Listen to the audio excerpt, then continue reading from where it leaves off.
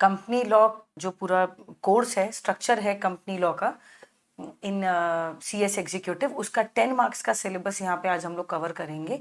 10 marks का as in की जो मेन प्रोविजंस हैं जो कंपनी सेक्रेटरीज को रेगुलेट करते हैं, कंपनी सेक्रेटरीज के वर्किंग को, एथिकल प्रैक्टिसेस को, कब हम कुछ ऐसा कर जाते हैं जो मिसकंडक्ट में ट्रीट होता है, हमें क्या करना है क्या नहीं करना है, इस सब के बारे में एक डिमार्केशन रहेगा और ये पर्टिकुलर चैप्टर इसके बारे में बात करेगा। इसके बाद हमें सेक्रेटरियल स्टैंडर्ड्स भी हैं जो हम डील करेंगे बट अगली क्लास में, ठीक है। तो आज का हमारा टॉपिक क्या है? Lesson 21 of company law, legal framework governing company secretaries.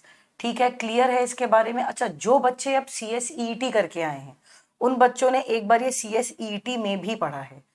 जो बच्चे CS एग्जीक्यूटिव में डायरेक्टली आए हैं या CS फाउंडेशन रूट के थ्रू आए हैं उनको इन डेप्थ एनालिसिस इसका नहीं था, ठीक है। CSET में हमने सेम चीज पढ़ी है पर अब कुछ चीजें इसमें ज्यादा आपको अपडेट्स रहेंगी। चालू करते हैं सीधे without wasting time. Introduction. The need to have a profession of company secretaries was first felt in early 50s.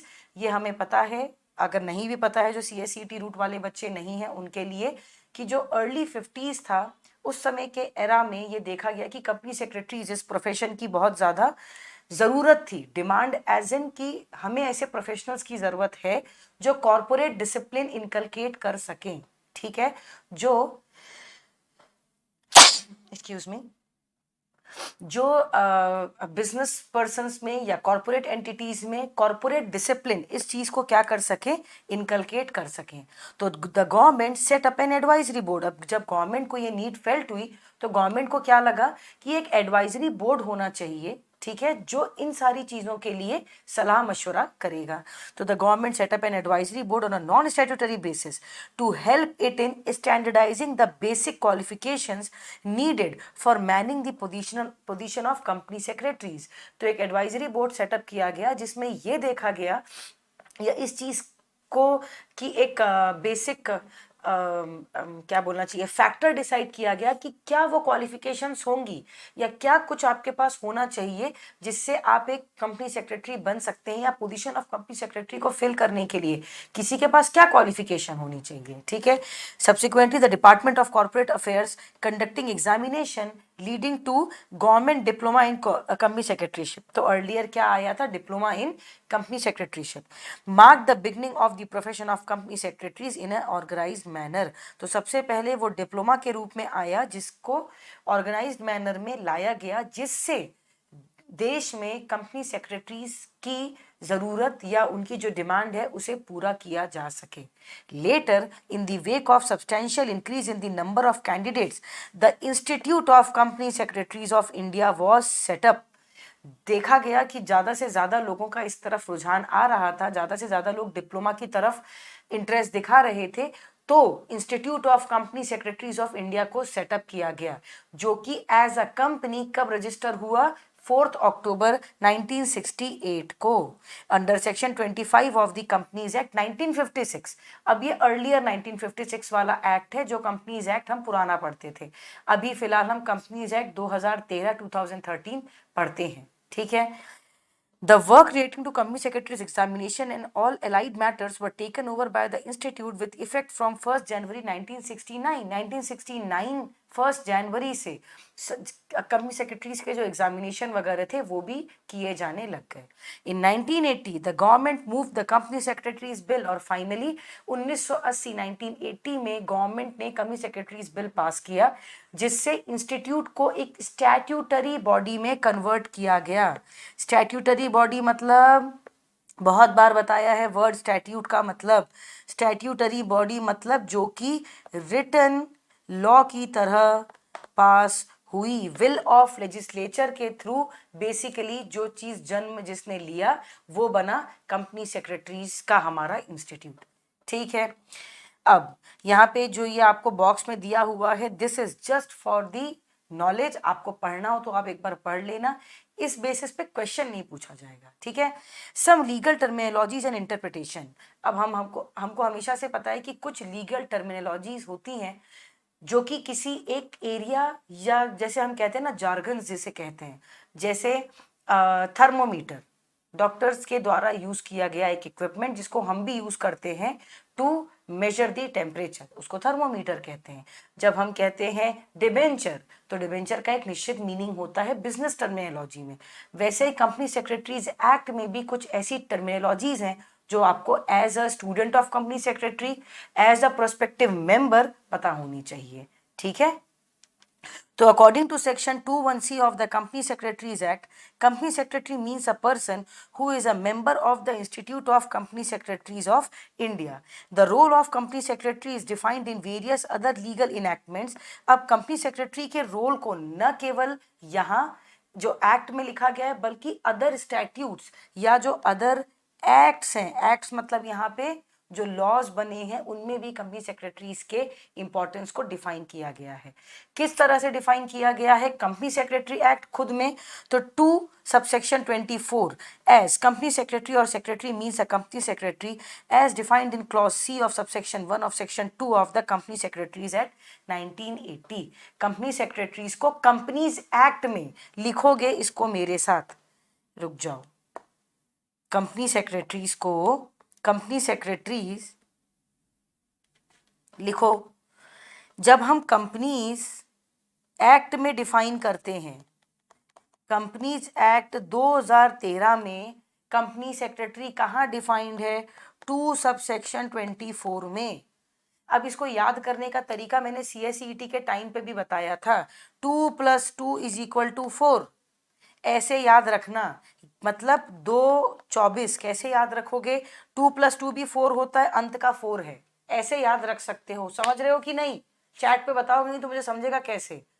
क्या है 2 सबसेक्शन 24, कंपनीज एक्ट 2013 में कहाँ डिफाइंड है, 2 सबसेक्शन 24, आसानी से याद हो जाएगा भाई। 224 का ये 24 याद कैसे आएगा, हमें ये तो पता है कि जितनी भी डेफिनेशंस हैं किसी भी एक्ट में वो किस सेक्शन में दी जाती हैं, सेक्शन 2 में मैम।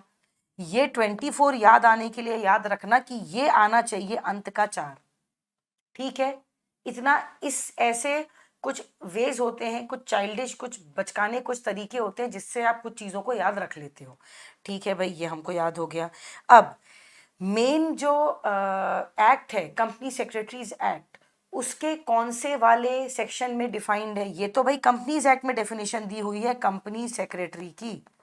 कंपनीज एक्ट में किस सेक्शन में डिफाइंड है, 21C। कहाँ डिफाइंड है, 21C में।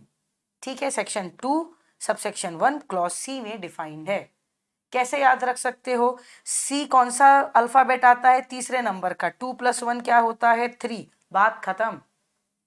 समझ में आया, ये 2 + 1 क्या होता है, 3। C कौन से नंबर का अल्फाबेट है, 3, याद कर लो, 21C, याद रहेगा। तो कंपनी सेक्रेटरीज एक्ट में कंपनी सेक्रेटरी कहाँ डिफाइंड है, 21C, 3 आना चाहिए, 3 का फिगर याद रखना, याद हो जाएगा। अगला 4 याद रखोगे तो कंपनीज एक्ट 2013 में 2 सबसेक्शन 24 में कंपनी सेक्रेटरी डिफाइंड है। याद हो गया। ये चैप्टर में मेजरली याद करने वाली चीजें ज्यादा है, समझने वाली कम है। ठीक है, इतना तक याद हुआ, चैट पे बताओ फटाफट, तो ही आगे बढ़ूंगी। Yes, very good. चलो, functions have been well discussed in earlier lessons. ठीक है, हमें पता है फंक्शंस क्या होते हैं क्या नहीं होते हैं, हमने अर्लियर लेसन्स में इन्हें पढ़ा है। पूरे कंपनी लॉ में हर घड़ी, सिक्योरिटीज लॉज में हर घड़ी यही आता है, कंपनी सेक्रेटरी के फंक्शन क्या, कंपनी सेक्रेटरी के रोल क्या, responsibility of a company secretary क्या। अब ये पढ़ लेते हैं कि एसोसिएट मेंबर कौन होते हैं और फेलो मेंबर कौन होते हैं। The members of the institute shall be divided into 2 classes designated respectively as associate and fellows. उनको 2 भागों में बांटा गया है, एक कहलाते हैं एसोसिएट्स, एक कहलाते हैं फेलो। एक होते हैं एसोसिएट, दूसरे होते हैं फेलो। ठीक है, associate members according to regulation 4 sub regulation 1 of the company secretaries regulation. जब भी कभी रेगुलेशन आता है तो रेगुलेशन सब रेगुलेशन होगा। ठीक है, as amended by the company secretaries amendment regulation 2020, no person shall be entitled to have his name entered in the register. अब ये रजिस्टर कौन सा रजिस्टर है, ये रजिस्टर है register of member, register of member. जैसे अगर हम किसी जिम में जाते हैं तो वहां पे एक रजिस्टर होता है ना कि कौन कौन से मेंबर आ रहे हैं, कौन सा मेंबर किस टाइम पे आ रहा है, कौन सा मेंबर किस जगह से आ रहा है, ये सारी चीज़ें लिखी होती हैं कि भाई कौन सा मेंबर जिम में जुम्बा करने वाला है, कौन सा मेंबर जिम में कार्डियो सेक्शन में जाने वाला है, सब लिखा होता है रजिस्टर में। वैसे ही यहाँ पे भी एक रजिस्टर होता है, रजिस्टर ऑफ मेंबर, जिसमें नाम, मोबाइल नंबर, आपके ईमेल आईडी, आपका एड्रेस, आप कहाँ पे प्रैक्टिस कर रहे हैं, आप खुद की अपनी प्रैक्टिस कर रहे हैं, आप किसी कंपनी के साथ जुड़े हुए हैं, सब बातें रजिस्टर ऑफ मेंबर में लिखी होती हैं। ठीक है, तो आपका नाम रजिस्टर ऑफ मेंबर में तब तक नहीं चढ़ेगा जब तक आपने कंपनी सेक्रेटरीज का जो एग्जाम है उसे पास नहीं कर लिया, और जो उनके अंतर्गत मैंडेटरी ट्रेनिंग है जब तक वो पूरी नहीं कर ली तब तक आप कंपनी सेक्रेटरी कहलाओगे नहीं कहलाओगे, जो पेपर आप लोग भी दे रहे हो। Has pass the qualifying examination and completed the practical training, has passed such other examination and completed such other training outside India as is recognized by the central government or the council as being equivalent to the examination and training prescribed in these regulation, या अपने देश के बाहर की कोई भी recognised अगर ऐसी कोई डिग्री ली है जिसे सेंट्रल गवर्नमेंट या काउंसिल कहता है कि हाँ that is equivalent to the profession और डिग्री ऑफ कंपनी सेक्रेटरीज, तो आपका नाम मेंबरशिप में चढ़ जाएगा। Had registered himself as a student with the institute of chartered secretaries and administrators London on or before 31 December 1972, मतलब 1972 के पहले अगर आपने लंदन मतलब यूके के chartered secretaries and administrators institute के एग्जाम को अगर आपने पास किया है, आप वहाँ पे रजिस्टर्ड है, और had pass the final examination or professional programme examination of that institute and either possess the required practical experience or undergone the prescribed practical training as stipulated for candidates passing the final examination और professional examination conducted by the institute.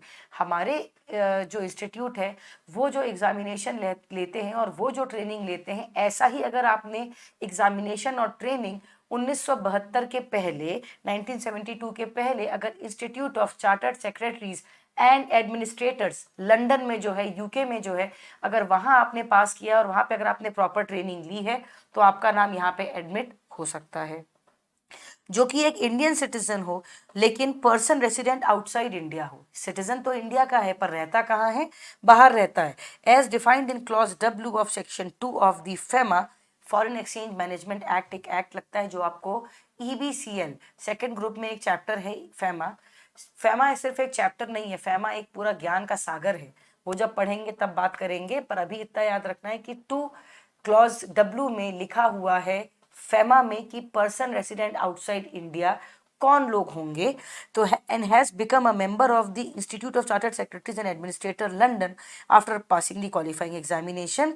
Again बाकी सारी चीज़ें same रहेंगी। अगर ऐसा कोई व्यक्ति जो इंडियन सिटीजन हो पर रहता बाहर हो, अगर उसने institute of chartered secretaries and administrators London का अगर क्या दिया हो, पेपर क्वालिफाई किया हो प्रॉपरली, तो और सारे प्रैक्टिकल ट्रेनिंग करी हो, तो वो क्या माना जाएगा, प्रॉपर यहाँ के रजिस्टर ऑफ मेंबर में उसका नाम इंक्लूड किया जाएगा। यहाँ तक कोई डाउट है तो पूछो। यहाँ तक कोई डाउट है तो फटाफट पूछ लो मुझसे, नहीं तो आगे बढ़ेंगे।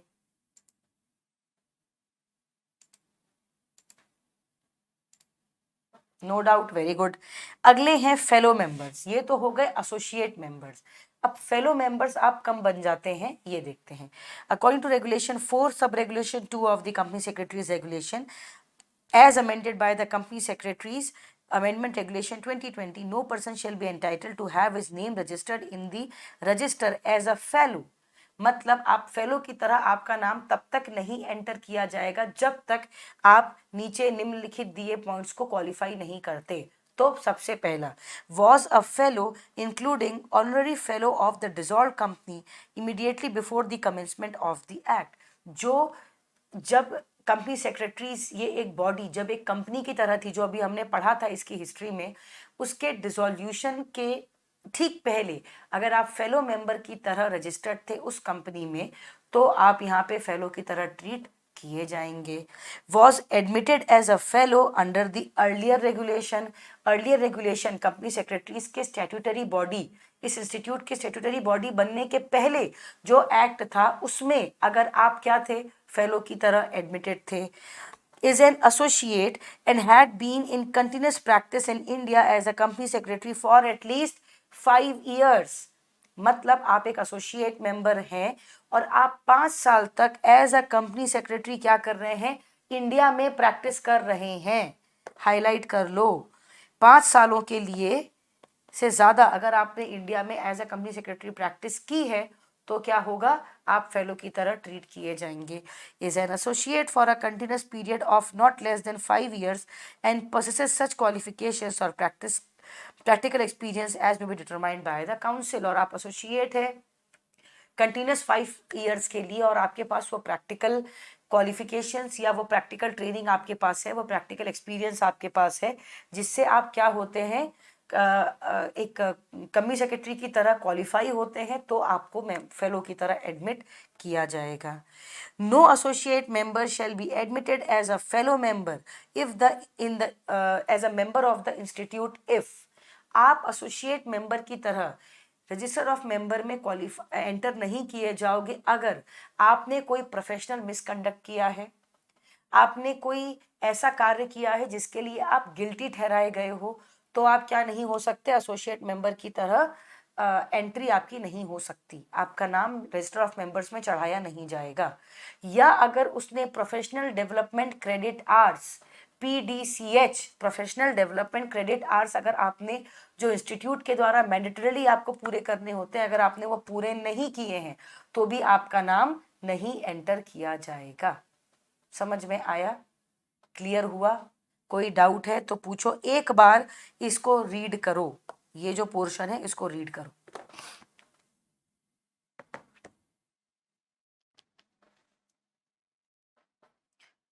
फेलो और एसोसिएशन, एसोसिएशन नहीं है, जो डाउट आया है फेलो और एसोसिएशन में डिफरेंस क्या है, तो वो एसोसिएशन नहीं है, पहली बात तो वो एसोसिएट है। फेलो और एसोसिएट में ये डिफरेंस होता है कि कल के दिन आप अगर कंपनी सेक्रेटरी बन के पास होते हो, प्रोफेशनल पेपर पास करते हो और आपने ट्रेनिंग जो करनी थी वो भी कर ली है, तो द पहली बार जब आपको you will be given the membership number तो आप बनते हो एसोसिएट। पर 5 साल की कंटिन्यूस प्रैक्टिस इन इंडिया के बाद आप क्या बन जाते हो, फेलो बन जाते हो। ये एक तरह का एक सम्मान है जो आपको दिया जाता है कि आपने कंटिन्यूसली 5 साल तक प्रैक्टिस करी as a company secretary. Doubt cleared? Doubt cleared? हाँ। नॉट बी एडमिटेड ना मतलब, Ashika your doubt is not be admitted ना, मुझे समझा नहीं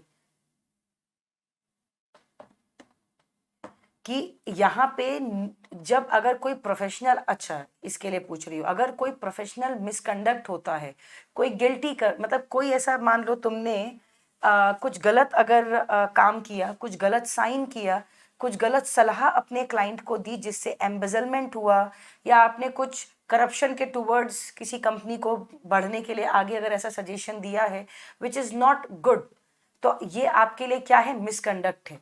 ठीक है, तो आपका नाम फाइन के साथ रजिस्टर ऑफ मेंबर्स से हटा दिया जाएगा। तो आप जब भी कभी मैं अपने स्टूडेंट्स को ये चीज़ बताती हूँ तो मैं एक ही चीज़ कहती हूँ, इतनी मेहनत से आपको ये डिग्री मिलती है तो कहीं पे भी गलत साइन करके कोई गलत अटेस्टेशन देके अपनी इस डिग्री को ख़त्म मत करो, क्योंकि आपको अगर ये मेंबरशिप मिली है तो वो आपसे छीनी भी जा सकती है इंस्टीट्यूट के द्वारा।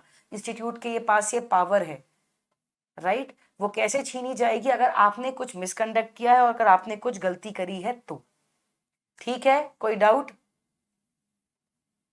अभी तक सब क्लियर?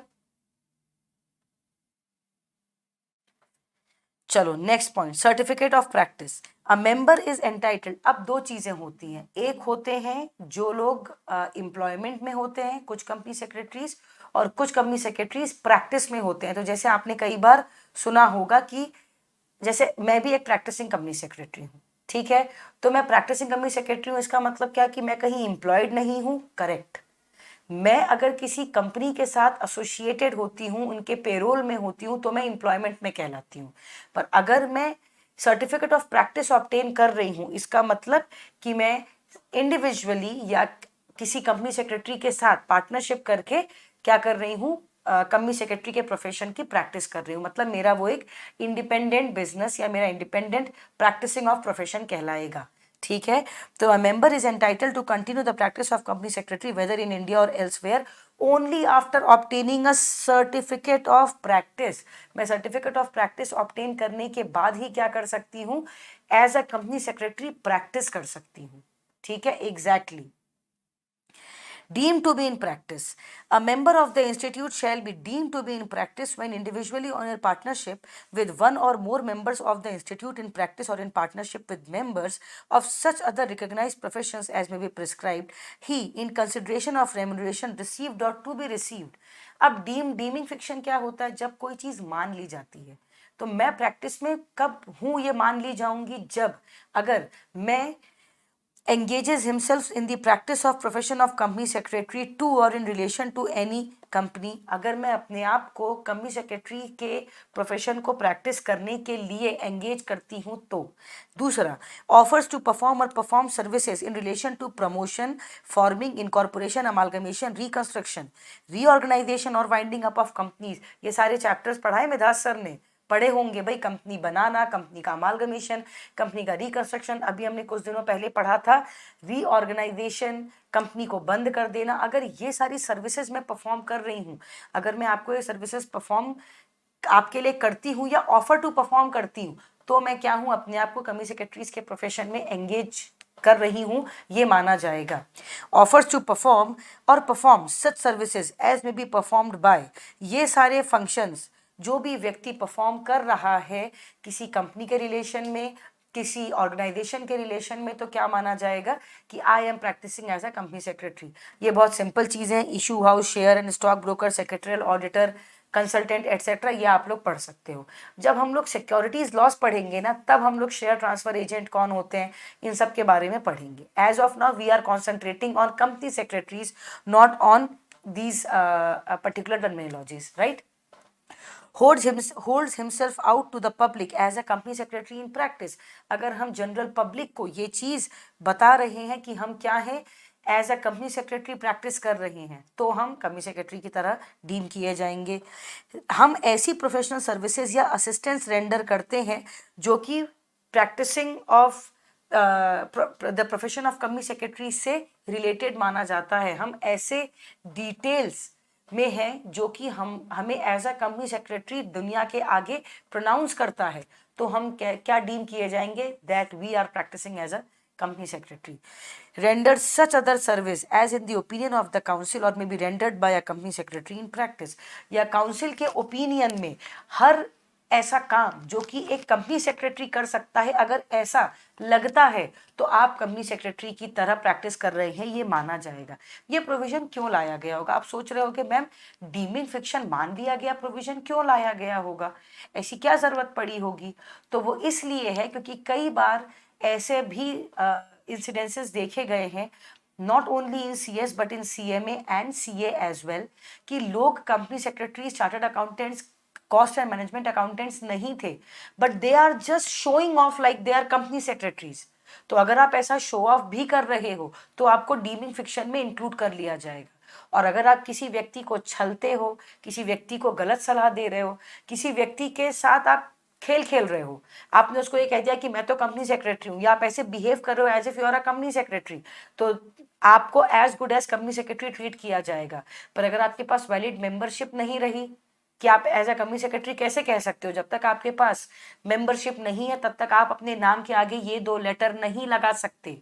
ये आप तभी लगा सकते हो जब आपने प्रॉपर एग्जाम पास किया है, प्रॉपर ट्रेनिंग करी है, और जब आपको इंस्टीट्यूट वो मेंबरशिप अवार्ड करता है। इसीलिए उस दिन आंखों से आंसू निकल जाते हैं कि इतनी दिनों की मेहनत के बाद हमें फाइनली ये 2 लेटर्स मिले। तो आप उन्हें कोई भी ऐसे ये 2 लेटर्स नहीं लगा सकता। समझ में आई बात। और अगर आप ऐसा करते हो तो that will be counted as professional misconduct. ठीक है, मतलब ये छलावा है, ये धोखा है। और अगर कोई ऐसा व्यक्ति जो कंपनी सेक्रेटरी है, अगर वो ऐसा किसी दूसरे व्यक्ति को प्रमोट कर रहा है, सपोज मान लीजिए ऐसा एक केस लेते हैं कि एक पर्सन है, वो किसी दूसरे व्यक्ति, अपने एक एसोसिएट को जो कि कंपनी सेक्रेटरी नहीं है पर अपना पार्टनर बना के ऐसे प्रिटेंड करता है कि एज इफ दूसरा जो बी व्यक्ति है वो भी कंपनी सेक्रेटरी है, तो this is professional misconduct on the part of a, जो ऐसा एक्स पर्सन जो ऐसा प्रोनाउंस कर रहा है कि भाई मेरा जो पार्टनर है वो भी क्या है, कंपनी सेक्रेटरी, और दूसरा तो गिल्टी है ही। ठीक है, आप ऐसा धोखा नहीं दे सकते। Register of members, the council shall maintain in the prescribed manner, in the prescribed manner मतलब जो मैनर में कहा गया है उस मैनर में ही। The register of members of the institute, register shall include the following particulars, हर मेंबर के बारे में उसका नाम, date of birth, domicile, residential and professional address, date on which his name is entered in the register as a member. वो date बहुत मायने रखती है। अगर आपको याद होगा एक बार हम यूट्यूब में लाइव गए थे 20 मई को, CSET का रिजल्ट भी था और उसी दिन मेरी मेंबरशिप भी आई थी, तो वो डेट बहुत इंपॉर्टेंट होती है। उनके और क्या क्या क्वालिफिकेशंस है, जैसे अगर मेरे और भी कोई क्वालिफिकेशंस हैं तो मुझे वो क्वालिफिकेशंस को इंस्टीट्यूट को बताना होता है। क्या मेरे पास सर्टिफिकेट ऑफ प्रैक्टिस है, मतलब मैं एज अ कंपनी सेक्रेटरी अगर प्रैक्टिस करती हूँ और अगर मैं किसी कंपनी के साथ एम्प्लॉयमेंट में हूँ, सब मान लीजिए रिलायंस इंडस्ट्रीज के साथ कि अगर मैं कंपनी सेक्रेटरी हूँ तो मैं क्या हूँ, कंपनी सेक्रेटरी हूँ। ठीक है, पर अगर मैं रिलायंस इंडस्ट्रीज के सिर्फ सलाहकार हूं, मैं उनको लीगल और सेक्रेटेरियल एडवाइसेस देती हूं, जबकि मेरा एक सेपरेट बिजनेस है, तो मेरा जो सर्टिफिकेट ऑफ प्रैक्टिस है उस सर्टिफिकेट ऑफ प्रैक्टिस के अंतर्गत मैं रिलायंस इंडस्ट्रीज को इंडिविजुअली, मेरा बिजनेस अलग, रिलायंस अलग, मेरा प्रैक्टिसिंग ऑफ प्रोफेशन अलग, रिलायंस इंडस्ट्रीज अलग। ठीक है, मैं रिलायंस इंडस्ट्रीज के साथ कॉन्ट्रैक्चुअल ऑब्लिगेशन में हूं, कॉन्ट्रैक्ट में एंटर्ड हूं, मैं रिलायंस इंडस्ट्रीज की एम्प्लॉय नहीं मानी जाऊंगी, मैं रिलायंस इंडस्ट्रीज की KMP नहीं मानी जाऊंगी। KMP क्या था कि मैनेजरियल पर्सोनल, आएगा अभी आगे वो भी। ठीक है, या any other particulars which may be prescribed. The council shall cause to be published in the list of members of the institute as on the first day of April of each year. Every member of the institute shall on his name being entered in the register pay annual membership fees. अब हमें council जो decide करती है time to time, institute of company secretaries of India को हमें membership fees भी पे करनी पड़ती है। वो एनुअल मेंबरशिप फीस पे होती है, ये एक तरह से हमारा जेस्चर होता है टुवर्ड्स द इंस्टीट्यूट। ठीक है, next, removal from the register of members, आपका नाम रजिस्टर ऑफ मेंबर्स से कब हटा दिया जाएगा, तो इन दी फॉलोइंग केसेस काउंसिल में remove from the register the name of any member of the institute who is dead, जो पर्सन की मृत्यु हो चुकी है उन कंपनी सेक्रेटरीज का नाम with all due respect register of member से हटा दिया जाता है। From whom a request has been receive to that effect, अब कोई व्यक्ति है जो कि CA भी है, जिसने CA भी किया, CS भी किया, पहले CS की तरह प्रैक्टिस चालू करी, 10 साल CS की तरह प्रैक्टिस करी, मीनवाइल उनने CA की भी डिग्री ले ली। ठीक है, तो अब वो क्या करना चाहते हैं, अगर अपने CS की मेंबरशिप को अपने रजिस्टर से हटाना चाहते हैं अपने नाम को, तो वो क्या करेंगे, विद वैलिड रीजन बता देंगे कि भाई so and so is the reason and I want to get my name remove from the register of members. तो ऐसा हो सकता है। ठीक है, क्योंकि simultaneous practice of profession is not allowed. Who has not paid any prescribed fee during required to be paid by him, अगर किसी ने प्रिस्क्राइब जो फीस है, मेंबरशिप फीस जो अभी हमने यहाँ पे पढ़ी थी कि आपको एनुअल मेंबरशिप फीस देनी पड़ती है, अगर आपने वो पे नहीं करी है तो क्या होगा, आपका नाम हटा दिया जाएगा। Who is found to have been subjected at the time when his name was entered in the register, or who at any time thereafter has become subject to any of the disabilities in section 8, or who for any other reason has ceased to be entitled to have his name borne on the register, अगर register of members में आपका नाम नहीं रखने के पीछे अगर reason होता है इंस्टीट्यूट के पास, तो वो आपका नाम हटा देते हैं। ठीक है, the council shall remove from the register the name of any member in respect of whom an order has been passed under this act removing him from membership of the institute। कोई misconduct, कोई बहुत बड़ी गड़बड़ी के कारण अगर आपका नाम का, अगर आपके नाम को रिमूव करने का ऑर्डर पास कर दिया गया है, तो इंस्टीट्यूट के द्वारा ये डिसीजन दिया जाएगा कि आपका नाम हटा दिया जाए। ठीक है, अब पढ़ते हैं disciplinary mechanism. The member of the institute is subject to disciplinary mechanism. What is disciplinary mechanism? कि when you are entered as the company secretary, आपका नाम रजिस्टर ऑफ मेंबर्स में एंटर हुआ है, तो बहुत खुशी की बात होती है, ये बहुत सम्मानजनक बात होती है। उसे अगर आप प्रोफेशनल मिसकंडक्ट के कारण, या आपके ना कुछ कोड ऑफ कंडक्ट होते हैं, कुछ एथिकल प्रिंसिपल्स होते हैं, कुछ डिसिप्लिन आपको मेंटेन करना होता है, अगर उस डिसिप्लिन, उस प्रोफेशनल कंडक्ट को आपने मेंटेन नहीं किया, तो डिसिप्लिनरी कमिटी आप पे क्या लेती है? एक्शन लेती है। Disciplinary Directorate. Section 21 of the Act provides for the establishment of a disciplinary directorate headed by an officer of the institute designated as director of the disciplinary directorate, and such other employees for making investigations in respect of any information on और complaint receive by it. अगर कोई complaint या कोई information receive होती है कि कोई company secretary गलत प्रैक्टिस में, गलत बिजनेस में, गलत सलाह में, गलत कंसल्टेशन में एंगेज्ड है, तो क्या किया जाएगा? इन्वेस्टिगेशन इंडिपेंडेंट बेसिस पे चालू कर दी जाएगी।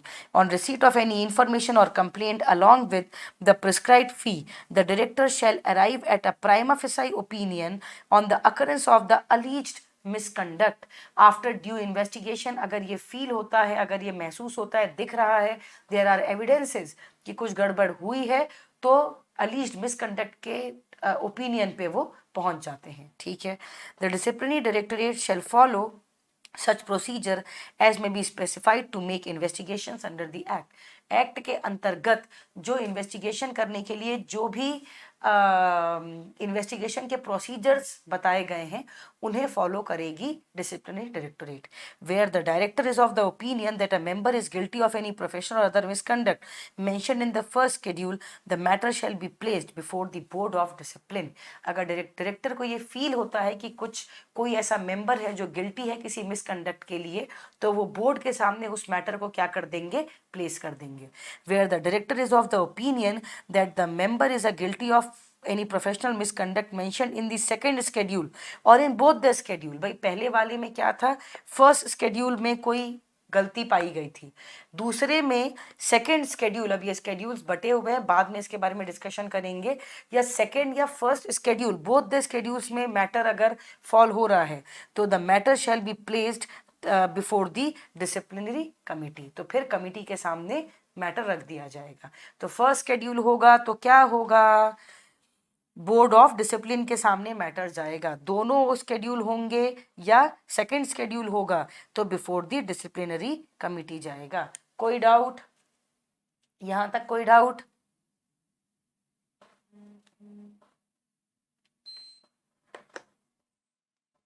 ठीक है, बोर्ड ऑफ डिसिप्लिन।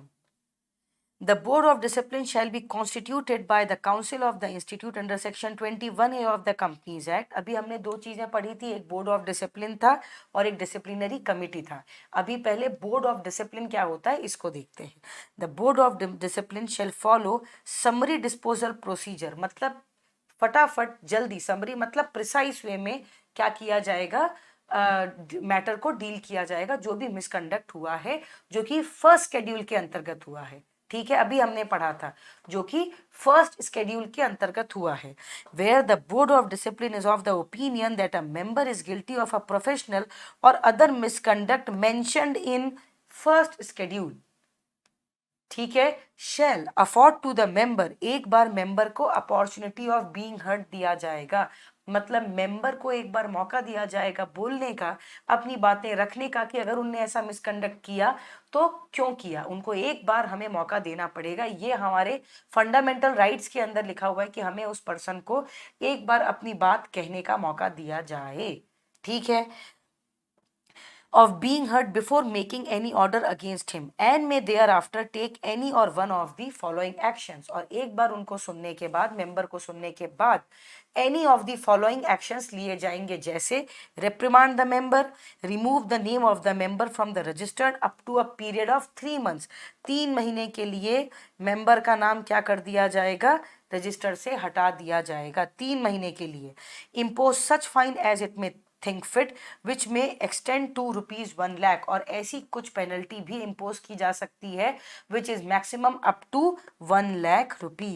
जैसा मैं हमेशा कहती हूँ अपनी अपनी किताबों में, जब भी कभी अल्फ़ाबेट में दिए रहते हैं ऐसी चीज़ें, तो आप उन्हें क्या कर लो, जैसे नंबर अगर अल्फ़ाबेट में दिए हैं जैसे THREE, तो इसको 3 लिख लो। रिवीजन के टाइम पे आसानी होती है हमें नंबर्स को कैप्चर करने में, ठीक है।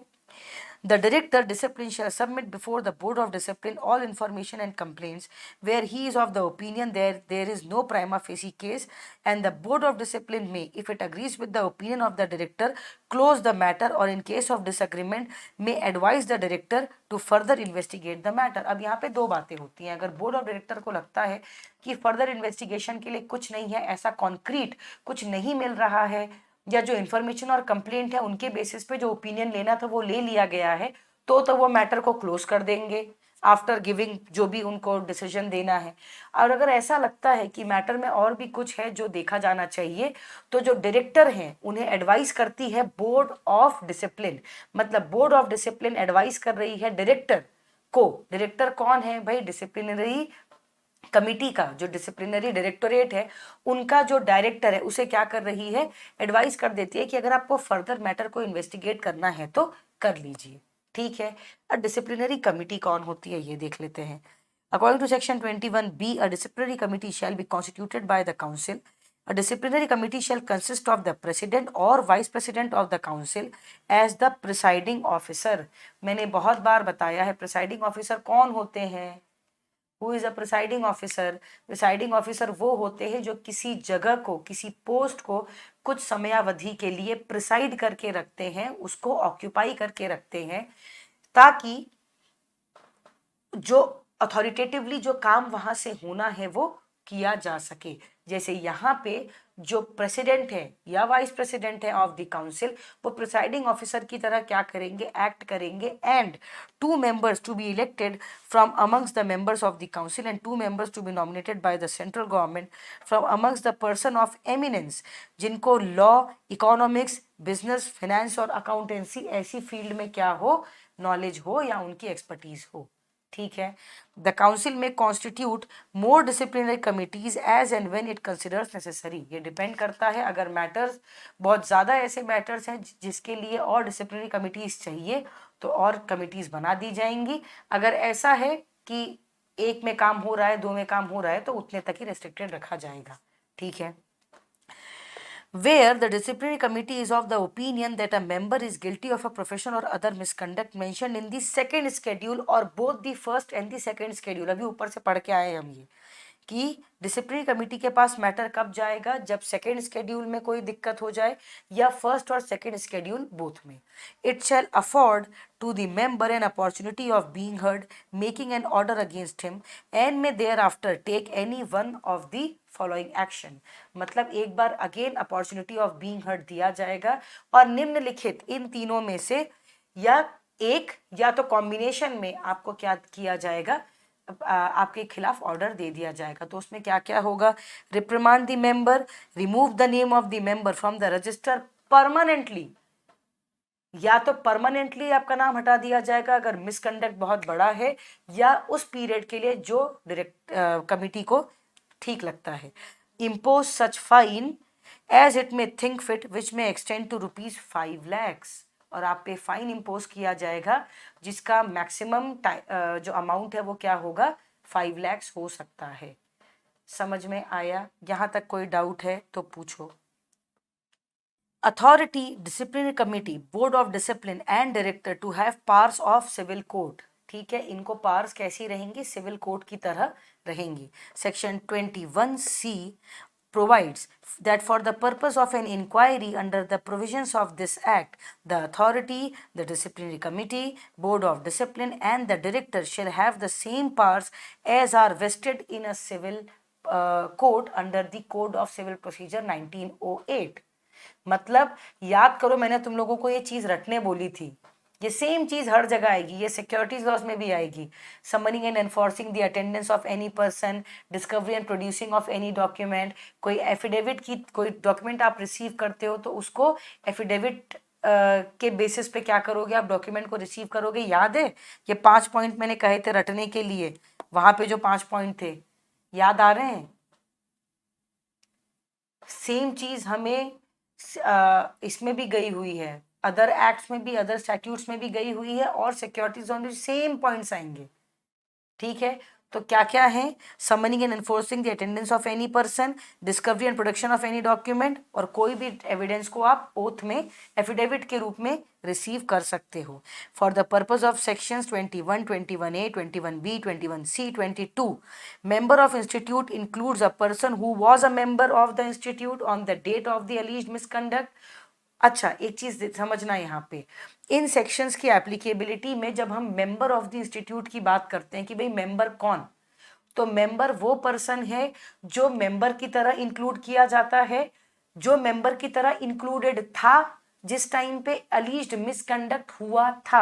अब भले ही वो सीज टू बी मेंबर हो गए हैं, पर तब जब मिसकंडक्ट हुआ था तब आप मेंबर थे ना, तो आप मेंबर की डेफिनेशन में इंक्लूड किए जाएंगे। मतलब डेफिनेशन कैसी है? इंक्लूसिव है। ठीक है, समझ में आया? Appeal to authority under section 22A of the act, the appellate authority constituted under subsection 1 of section 22A of the Chartered Accountants Act 1949 shall be deemed to be the appellate authority for the purposes of this act। मतलब appellate authority जो chartered accountants act 1949 के अंदर constituted है, उसके लिए यहाँ पे उस पर्पस के लिए उन्हीं एपेलेट अथॉरिटी को माना जाएगा। एपेलेट अथॉरिटी कौन होती है बेटा? एपेलेट अथॉरिटी मतलब वो जो अपील जिसके सामने की जा सकती है। अगर आप डिसीजन से अग्रीव्ड हैं, आपको लगता है कि आपके साथ कुछ गलत हुआ है, किसी मेंबर को अगर ऐसा लगता है, तो जो अग्रीव्ड मेंबर है वो क्या कर सकता है? एपेलेट अथॉरिटी के सामने अपील कर सकता है। Accordingly any member of the institute aggrieved by any order of the board of discipline or the disciplinary committee imposing on him any of the penalties referred to in section 21A 21B में within कितने दिनों के अंदर appeal करनी होगी? 90 days के अंदर। within 90 days from the date on which the order is communicated to the member, जिस दिन मेंबर को ये ऑर्डर कम्युनिकेट हुआ है उसके 90 दिनों के अंदर आप क्या कर सकते हो? अथॉरिटी के सामने अपील प्रिफर कर सकते हो। ठीक है, The director discipline may also appeal against the decision of the board of discipline or the disciplinary committee to the authority if so authorized by the council within 90 days। ये भी हो सकता है, ये भी हो सकता है कि जो डायरेक्टर डिसिप्लिन है वो भी बोर्ड के डिसीजन, बोर्ड ऑफ डिसिप्लिन या डायरेक्टोरेट के द्वारा, कमिटी के द्वारा दिए गए ऑर्डर या जो भी डिसीजन लिया गया है उसको आप क्या कर सकते हो? अपील कर सकता है। कौन? Director discipline. ठीक है, द अथॉरिटी में entertain any such appeal after the expiry of the set period of 90 days. हमने पढ़ा है लिमिटेशन एक्ट में, जो बच्चे नए हैं उन्हें हो सकता है जब मैं ये कह रही हूँ कि हमने लिमिटेशन एक्ट में पढ़ा है तो आपको ये ना समझ में आए। घबराने की बात नहीं है, जब आप लिमिटेशन एक्ट पढ़ोगे जो आपको क्लासेस दिखेंगी उसमें आपको ये समझ में आ जाएगा खुद ब खुद। अभी के लिए मान लो कोई व्यक्ति 90 दिन के अंदर क्या नहीं कर पाया? अपील नहीं कर पाया। कुछ कारण थे, कुछ ऐसे रीजंस थे जिसके कारण वो अपील नहीं कर पाया, पर वो रीजन क्या होने चाहिए? बहुत ही पुख्ता रीजंस होने चाहिए। हम ऐसा नहीं कह सकते कि अरे हमें याद नहीं था, हम भूल गए, घर में किसी की शादी थी, ये रीजंस नहीं हो सकते। The reason has to be a genuine reason, और सही रीजन होना चाहिए कि आप इतने इंपॉर्टेंट मैटर की अपील क्यों नहीं कर पाए। तो आपको 90 दिन के आगे भी टाइम मिल जाएगा, पर होना क्या चाहिए? सफिशिएंट कॉज, कि आप अपील टाइम पे क्यों नहीं फाइल कर पाए। ठीक है, द अथॉरिटी में after calling for the records of any case revise any order. अब अगर बोर्ड ऑफ डिसिप्लिन और डिसिप्लिनरी कमिटी के द्वारा दिए गए ऑर्डर को बोर्ड ऑफ डिसिप्लिन और डिसिप्लिनरी कमिटी के द्वारा दिए गए ऑर्डर को रिवाइज किया जाएगा, रिवाइज किया जा सकता है बाय द अथॉरिटी जिसके सामने आप अपील कर रहे हो। क्या क्या कर सकते हैं, क्या क्या मैक्सिमम पॉसिबिलिटीज हो सकती हैं? तो या तो कंफर्म, मॉडिफाई और set aside the order.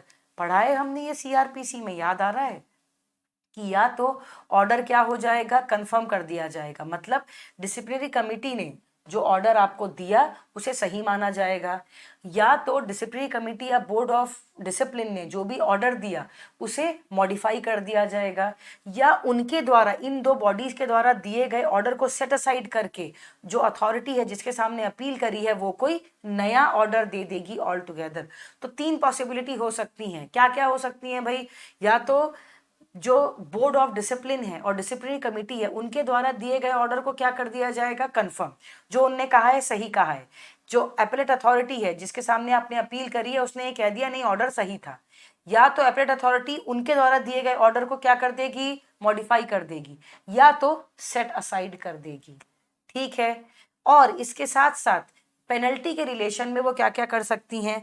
Impose कर सकती हैं कोई पेनल्टी, सेट असाइड कर सकती हैं, दी गई पेनल्टी को रिड्यूस किया जा सकता है, या दी गई पेनल्टी एनहेंस भी हो सकती है। तो जब आप अपील कर रहे हो तो आपके ग्राउंड्स क्लियर होने चाहिए। ठीक है।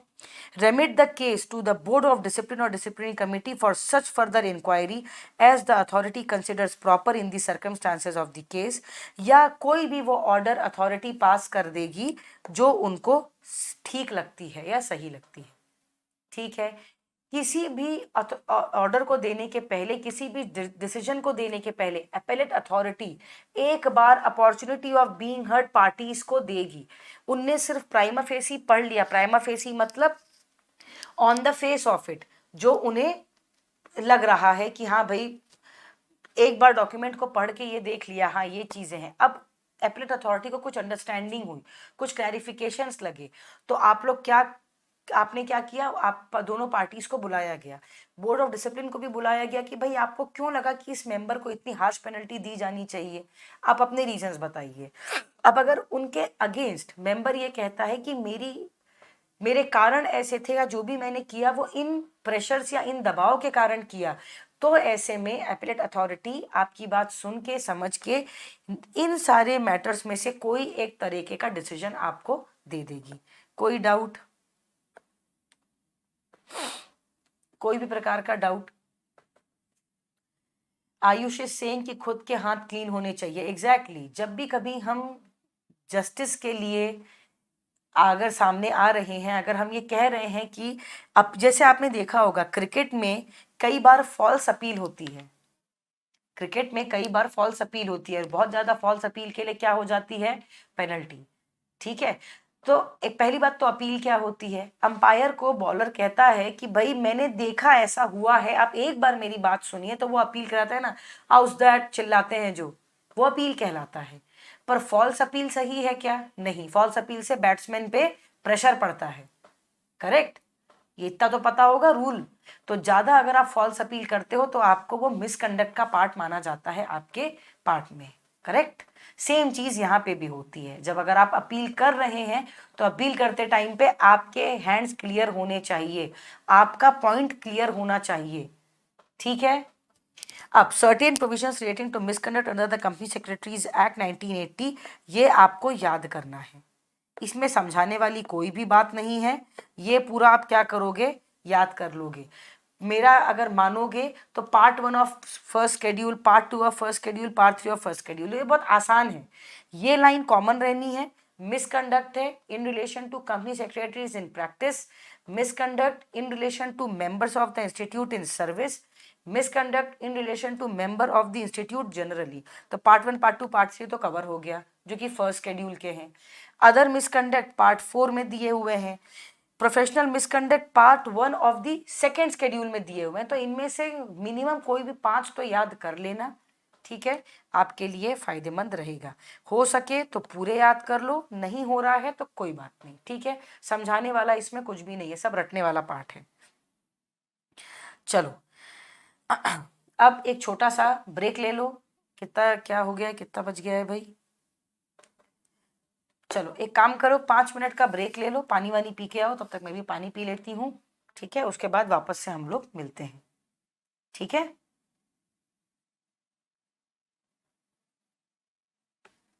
ओके। मैं इस लाइव क्लास को एंड करूंगी। ठीक है, वापस से नई क्लास ज्वाइन करूंगी जिसका नाम होगा legal framework company secretaries part 2। ये पार्ट 1 है, पार्ट 2 में होगा। ठीक है, इस क्लास को एंड कर रही हूं, जैसे ही नोटिफिकेशन आएगा तो वापस से ज्वाइन करना, ठीक है। चलो ओके, थैंक यू।